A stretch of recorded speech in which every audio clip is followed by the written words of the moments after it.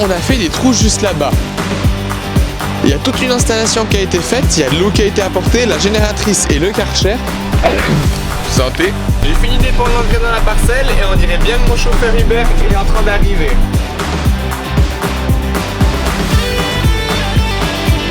Il y a aussi un meilleur contact terre-graine qui s'y fait.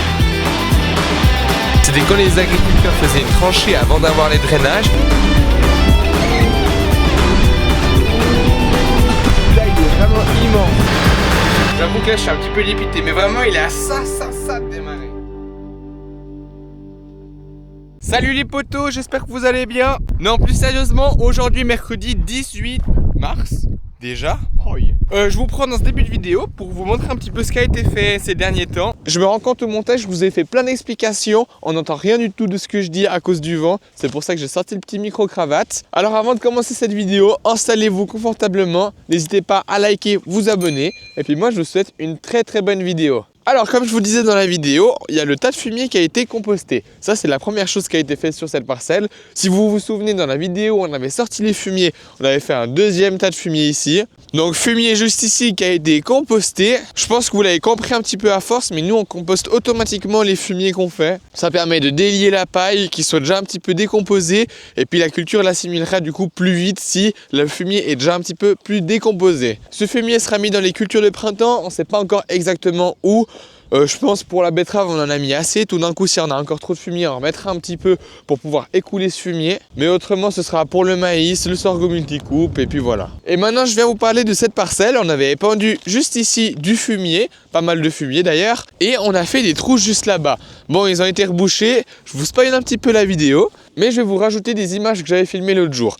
Donc dans cette parcelle, on avait un petit peu un souci. On avait une mouille dans cette parcelle et avant de semer la betterave, on a préféré d'abord éliminer ce problème de mouille qu'on a pour ensuite la semer. Donc il y a quelqu'un qui est venu avec une petite pelle pour faire plusieurs tranchées, histoire de voir les drains. Et le souci, c'est que les drains étaient bouchés un petit peu au fur et à mesure des années, avec un cumul de terre, avec aussi tout d'un coup quelques racines. Il y a toute une installation qui a été faite, il y a de l'eau qui a été apportée, la génératrice et le Karcher. Et au bout de notre Karcher, on a un embout spécial. C'est une buse qui va jusqu'à 30 mètres de long. Et puis on a pu aller chercher un petit peu dans le drain où c'était bouché. La partie où le drain était bouché, ça a été creusé juste avant, juste après. Vous le voyez avec les images au drone. Et puis ça a été une grande partie du travail qui a été fait un petit peu en attendant de semer la betterave. D'ailleurs peut-être en fonction de comment ça se passe, vous aurez une surprise pour les semis de betterave. Je ne serai pas tout seul. Bon, je vous en ai déjà assez dit. Dans la suite de la vidéo, vous allez voir qu'on va reboucher ces drains ensemble. Bon, moi je vous laisse pour la suite de la vidéo. Bien le bonjour, aujourd'hui samedi 21 mars. Aujourd'hui, je suis désolé, je vous reprends encore pour de l'engrais, mais il n'y aura pas que ça aujourd'hui. L'idée c'est qu'on a un petit blé, je vous avais dit dans une de mes précédentes vidéos où on avait apporté de l'engrais. On a un blé qui était un petit peu plus petit, qu'on avait semé au mois de novembre. Et ce blé il a gentiment bien poussé partout. Et c'est à ce stade là qu'il a besoin d'engrais pour pouvoir encore se développer. Comme un petit peu à chaque fois que je vous reprends, on va mettre du 13-13-21, donc pour apporter un petit peu d'azote. Je suis toujours accompagné de l'Alpine. Santé. Donc le 13-13-21, je le cherche, il est... normalement ça doit juste être celui-ci. Vous avez un petit peu compris le planning. Je vais faire chauffer un petit peu le tracteur, je vais remplir mon engrais et on va se retrouver une fois au champ. Ça y est, ça épand. Je suis dans la parcelle dont je vous avais parlé. Parcelle avec un blé qui est pas très visible, enfin on le voit pas très bien. Je suis en train d'épandre mon 13-13-21. Il me reste encore 700 kg dans l'épandeur à engrais. Et c'est pas le premier passage que je fais, c'est le deuxième passage et le dernier. Bon, excusez-moi pour le bruit du siège, c'est un petit peu agaçant. Le premier passage, j'ai fait le tour du champ, sauf que je me suis trompé, j'ai pas changé la donnée. De base, elle se met à 200 kg par hectare, tandis que j'ai pas à 350 kg hectare. Donc tout le tour du champ, il manque 150 kg par hectare, si on veut bien. Là, petit demi-tour. Avec l'isobus, ça se coupe tout seul. Et puis là, je reprends mon passage. Et puis, on est parti. Donc une fois que j'aurai fini de faire les longueurs de mon champ, je vais m'occuper à refaire une fois le tour et faire en sorte d'apporter ce qui manque à la parcelle. C'est assez impressionnant dans la parcelle, il y a des endroits où il y a le blé qui est beaucoup moins visible. Il y a beaucoup moins de plis au mètre carré que par exemple là juste en face. Ça c'est dû au surplus d'eau qu'on a eu durant tout l'automne et puis l'hiver. Et puis il y a une zone juste là-bas si vous voyez bien. Ici je m'étais presque planté en cement, c'était très limite et puis ça a ruisselé, là il n'y a pas de blé qui a poussé. Donc voilà, dernière longueur de la parcelle. Le temps que je vous parle, j'ai quasiment fini d'épandre. On met pas une grande quantité dans le semoir, mais au moins on avance assez bien. J'ai fini d'épandre l'engrais dans la parcelle et on dirait bien que mon chauffeur Hubert est en train d'arriver.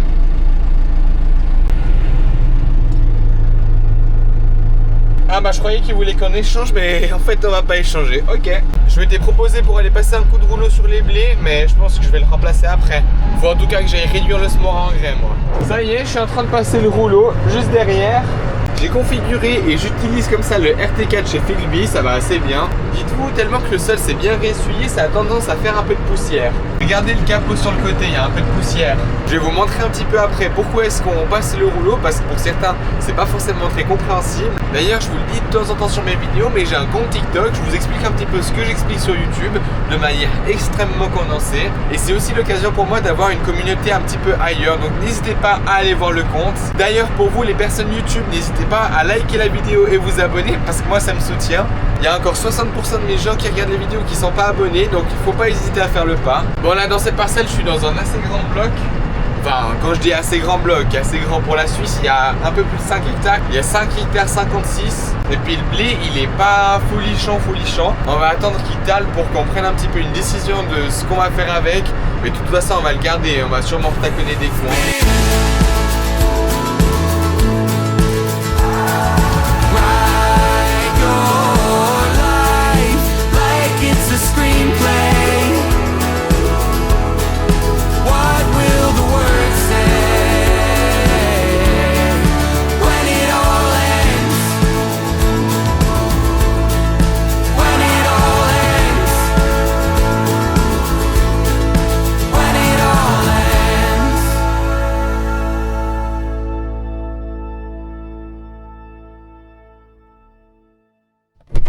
Hop là, plein début d'après-midi, on a recommencé le travail, c'est mon papa qui a pris le relais cette fois-ci, avec le 155 juste en face. Donc là, on est dans une seconde parcelle, petite parcelle d'à peu près 1 hectare. On avait mis dans cette parcelle un petit peu de fumier là quand il y a eu des plus beaux jours qu'on a pu accéder au champ. Et maintenant, je suis là pour vous expliquer en fait à quoi ça sert de passer ce rouleau. Quand on a semé dans cette parcelle au mois de novembre, il y avait pas mal d'eau, ça a fait des mottes durant l'hiver. Et vous voyez, l'eau, elle peut s'infiltrer, mais elle va aussi facilement s'évaporer. En passant le rouleau en surface, ça va d'abord détruire les mottes et on va permettre une meilleure rétention de l'eau dans le sol. Il y a aussi un meilleur contact terre-graine qui s'y fait, dû au fait qu'on rappuie avec le rouleau qui est un petit peu cranté. Je vais vous montrer ça sinon tout à l'heure. Si je vous montre un grain de blé, vous voyez, un grain de blé est égal à une tige. Mais au bout d'un moment, dans le cycle du blé, il va taler, ce qui veut dire qu'il va avoir une autre tige qui va pousser, une autre tige. Et ça nous permet un petit peu de compenser le manque de pieds au mètre carré. S'il y a des zones où c'est un petit peu moins dense, ça permet de compenser. Il y aura un talage qui sera meilleur que dans une zone où il y a énormément de pieds au mètre carré. Donc c'est un petit peu pour toutes ces raisons qu'on a décidé de passer le rouleau sur les blés. Et franchement, on passe en plus en bonne période. Parce que si on était passé avant, ça aurait marqué davantage. Là, c'est vraiment sec. Regardez, ça fait un petit peu de poussière. On n'entend pas grand chose avec les rouleaux, mais surtout vu qu'il y a de la pluie qui est annoncée pour demain, bah c'est bien de faire tous ces travaux maintenant, mettre de l'engrais, passer le rouleau, parce qu'une fois qu'il y aura eu un peu de pluie, je suis pas très convaincu pour aller dans les parcelles. Ah, je me mange la poussière. Ça fait quand même un bel ensemble avec le 155, il est un petit peu gros, mais bon au moins c'est bien parce qu'il est plus confortable que le 5H. Là ce matin quand je suis allé passer le rouleau, s'il n'y avait pas le 155, je pense que j'aurais eu la tête qui touchait le plafond. Franchement, un tracteur aujourd'hui, s'il n'y a pas le pont avant ou bien des suspensions, c'est compliqué d'utiliser. Alors ça se fait quand on a l'habitude, mais une fois que tu as goûté au confort, c'est quand même compliqué de retourner en arrière.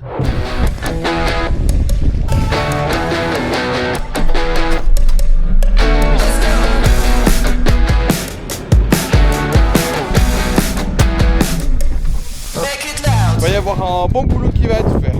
Bon, il y a pas mal de vent, je me mets un petit peu en profondeur pour vous parler. Donc là, vous l'avez vu en début de vidéo, on est dans la parcelle où on a fait des drainages. Enfin, où on a surtout nettoyé des drainages. Et il y a ce drainage ici où on doit mettre des cailloux par-dessus pour un meilleur écoulement. Il y a un petit peu d'eau qui vient à droite à gauche et en mettant des cailloux, ça va amener un petit peu le cheminement de l'eau vers le drain. Ça, c'est vraiment pour faire un travail picobello. C'est la personne qui est venue creuser qui nous a dit de faire ça.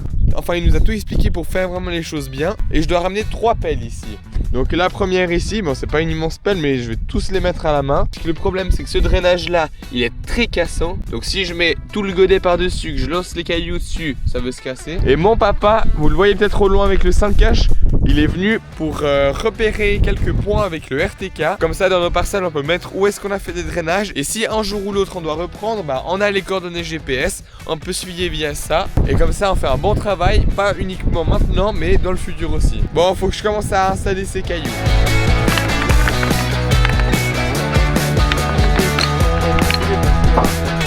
À deux ça va aller un petit peu plus rapidement. On a déjà mis tous les cailloux là au fond. Vous voyez ici on a même un petit peu d'eau qui coule, qui vient sûrement de Coulis-Saint-Pierre. Donc voilà, l'eau ici, le fait de mettre des cailloux, ça va essayer de la transporter un petit peu vers le drainage qui est juste là en dessous. Et puis aussi ça va permettre au drainage, vu qu'il y a des petits trous et que la terre ici est un petit peu collante quand elle est humide, pour pas que ça bouche les petits trous du drainage. Et une coulisse en pierre, c'est une coulisse qui était faite à l'époque.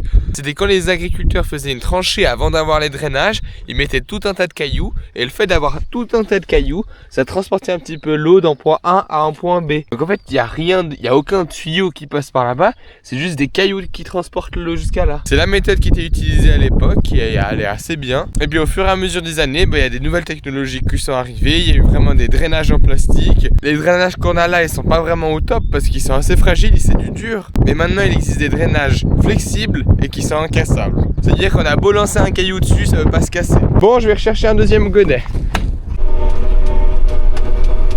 Avec le bras sur boule d'azote, c'est assez bien dans le champ, même s'il est vraiment pas très plat.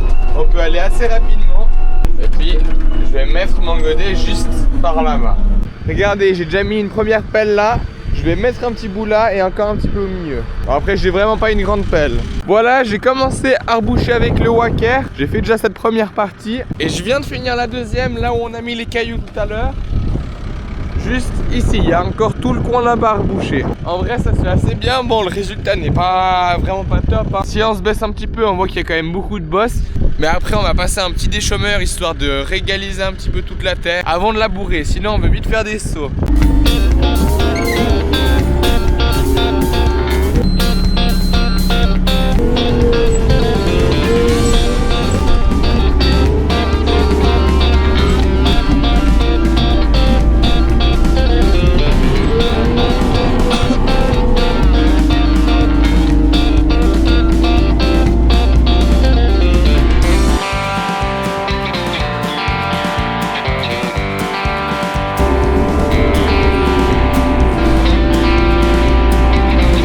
Voilà, chantier terminé, si on peut appeler ça un chantier. Donc j'ai essayé de faire au mieux, c'est vraiment pas évident. En plus il y a pas mal de vent, je sais pas si vous allez bien m'entendre. Donc voilà, c'est deux bonnes choses de faites. Maintenant je vais reprendre le télescopique, je vais retourner à la maison. Et je suis venu apporter des cailloux tout à l'heure, cette fois j'en sors du champ. Regardez-moi les morceaux que ça fait, celui-là il est vraiment immense. Il est 11 h, ça nous aura pris une bonne partie de la matinée. Let's go! Bon, pour la suite de la matinée, je vais aller accrocher cette vailla. Faut que je déplace juste celle qui est devant. Je vais la mettre un petit peu plus loin vers l'hangar parce qu'on va aller apporter des déchets. Avec l'exploitation, on produit pas mal de déchets, notamment les filets de balles rondes en hiver. On a également tous les big bags d'engrais qu'on utilise. Et on va emmener tous nos déchets vers un endroit qui va nous les accueillir. Bon, pour le tracteur idéal pour la grosse vailla, c'est quand même pas le 210, il est trop gros. On aura meilleur temps d'y aller avec le 155. En plus, il est tout propre. Bon, tout propre, un peu moins à l'intérieur. Mais c'est juste qu'on va vraiment pas transporter des choses de lourdes. Et un 155 chevaux, ça fera amplement l'affaire. Un tracteur adapté, ça consommera toujours moins qu'un tracteur trop gros. D'ailleurs, c'est pas plus mal d'utiliser un tracteur adapté parce qu'au vu des hausses de carburant, bon, on n'est pas au centime près, mais n'empêche que quelques centimes sur des milliers de litres qu'on utilise, ça fait vite la différence.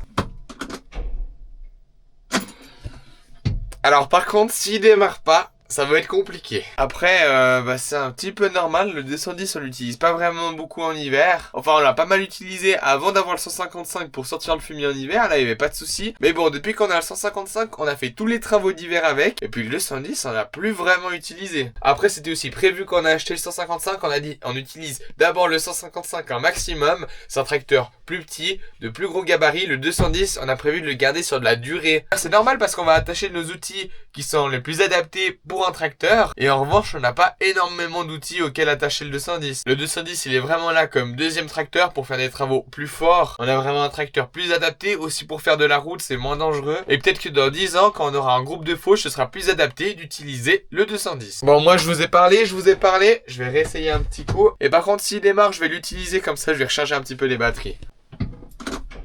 Ah, dommage, bon.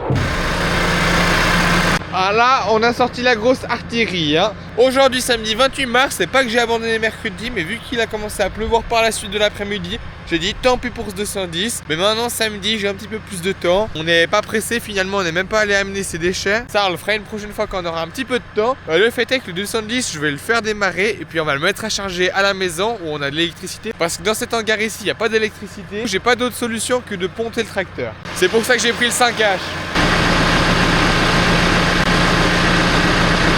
Ça va être le moment de vérité. On va voir si le 210 va démarrer, j'espère. Normalement, c'est juste le petit coup de boost qui lui manquait pour démarrer. Là, j'espère vraiment que ça va fonctionner, sinon, bah je sais pas. Allez, 3, 2, 1. J'avoue que là, je suis un petit peu dépité, mais vraiment, il est à ça de démarrer. Mais vous inquiétez pas, j'ai une technique. Ouais, allô papa, je fais comment si le 210 il démarre pas ? Bon, finalement, j'ai abandonné de faire démarrer le 210. Mince pour ça, c'est mon papa qui va s'y coller. Bon, je pense que la vidéo aura été un petit peu plus courte que d'habitude. N'hésitez pas à la liker et à vous abonner pour me soutenir. Et normalement, les semaines qui vont suivre, il y aura un petit peu plus de contenu à vous montrer. Là, on est dans une période un petit peu plus froide. Il y a même de la neige dans les montagnes juste à côté. Regardez, il y a la neige qui est vraiment pas très loin de la maison. Avec des températures qui descendent en dessous de 0 degré. En plus, ça tombe bien, à partir de la semaine prochaine, je suis en vacances. Je vais essayer de vous filmer un maximum de trucs, 2 semaines. Bon, en fait, j'ai qu'une semaine à vous filmer parce que normalement, je pars en vacances en Angleterre. Enfin, voilà. Je vous remercie d'avoir regardé cette vidéo. Je vous souhaite une très belle semaine. Et autrement, nous, on se dit à la prochaine.